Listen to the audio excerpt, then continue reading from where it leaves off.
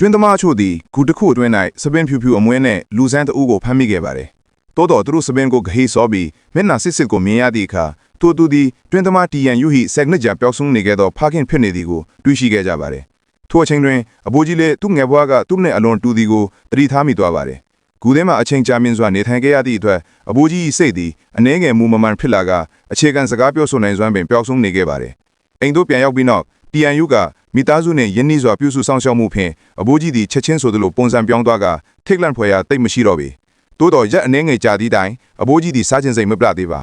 ဤသို့ဆက်သွားပါကသူသည်အငတ်ဖဲခံရမှတေးကြနေပါတယ်ထိုအချိန်မှာတီယန်ယူကအိမ်တွင်ကင်ထုတ်စီဒီကိုတတိယပြီးတားမတ်ကိုယူလာရန်ခိုင်းလိုက်ပါတယ်တီယန်ယူကကင်ထုတ်ကိုဖွင့်လိုက်သည့်အခါအဘိုးကြီးကလက်ဖြင့်ဆွဲယူပြီးစပွဲပေါ်ရှိခွက်ဖြင့်ထူးခွဲရန်ကြိုးစားလိုက်ပါတယ်ကံမကောင်းစွာဖြင့်ကန်ထုတ်၏ဆွဲခွဲမင်ကျိုးထွားတို့လည်းဖွင့်ရွယ်မရခဲ့ပြီ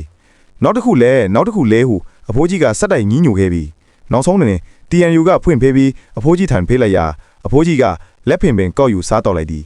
တီယန်ယူကသူအာသီးတက်မီစုရင်ပြီးရှေ့ရဲ့အရက်တစ်ခွတွန်းလောင်းပေးလိုက်သည်မျော်လင်းမထားသည်မှာအဖိုးကြီးကပလင်းကိုလက်ဖင်ဆွဲယူပြီးခွက်ထဲသို့တွန်းလောင်းကဒီလောက်မြန်မြန်တောက်လို့ရသလားဟုတီယန်ယူကအံအားတင်းစွာမေးလိုက်သည်တီယန်ယူသည်ဖခင်၏မျက်နှာကိုကြည့်ရင်မျက်ရည်များဝိုင်းနေခဲ့သည်သူသည်ဖခင်သည်လွန်ခဲ့သောဆယ်စုတစ်ခုအတွင်းမိတို့ဒုက္ခခံရမည်ဟုမိတို့ပင်ပန်းခဲ့ရမည်ဟုမော်လန်ထမင်ချင်းမပြုတ်နိုင်ခဲ့ပြီကံကောင်းသောမှပင်မိသားစု၏ဂယူးဆိုင်တဲ့ပြုစုစောင့်ရှောက်ဖေးဖြင့်အဖိုးကြီးခန္ဓာကိုယ်သည်တနေ့အချတဖြည်းဖြည်းပြန်ကောင်းလာပြီးပါဇက်ဖြင့်ကျေးဇူးဟူသောစကလုံးကိုပင်မပြီးမကျမြည်တမ်းနိုင်ခဲ့ပြီ